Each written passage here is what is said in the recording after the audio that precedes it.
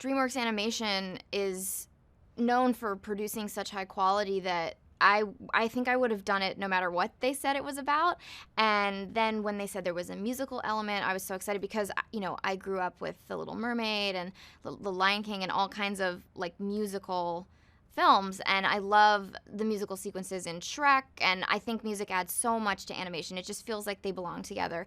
Branch and Poppy have to go on this adventure to save their friends. The Bergens, who eat trolls, have come and stolen a bunch of her favorite friends, and they plan to eat them. And Branch and Poppy need to go to Bergen Town and find a way to rescue them. Poppy is the happiest troll of all the trolls, and that the trolls are already pretty happy, so she has a lot of pep and a lot of spark. And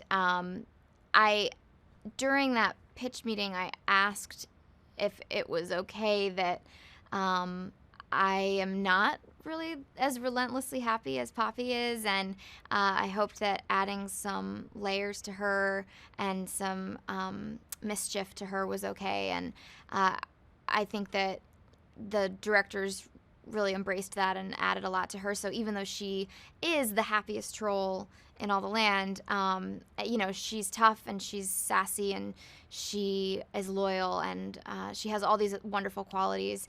And one of my favorite things about her optimism is that it so annoys Branch, Justin Timberlake's character.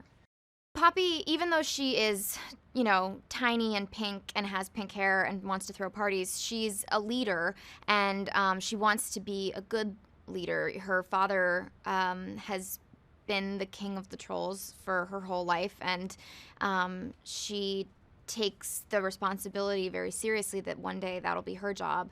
And when a Bergen comes and takes her friends, she is the one who is willing to go and save them and go on this adventure, kind of risking life and limb. So she definitely has a can-do attitude, and she's out to prove herself. Branch is voiced by the wonderful and hilarious Justin Timberlake, and he is the only troll in all of Trollville, trolldom, who is kind of cranky and grumpy, and but Poppy loves everything and everyone, so she loves Branch regardless, and I think that annoys Branch even more that Poppy likes him anyway. And he wants to hide in a sort of panic room of sorts when trouble comes around, but Poppy forces him to come and help her on her adventure. The Bergens they're kind of like wonderfully ugly, you know, like that ugly where when Bridget or the Bergen King smile, you're like, oh, they're all right. I don't mind them.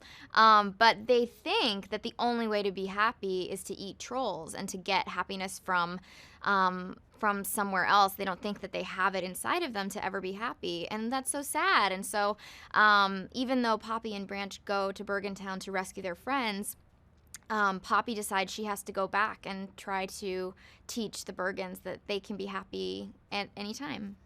It was so much fun to see these things that had been described to me come to life and make sense and work beautifully.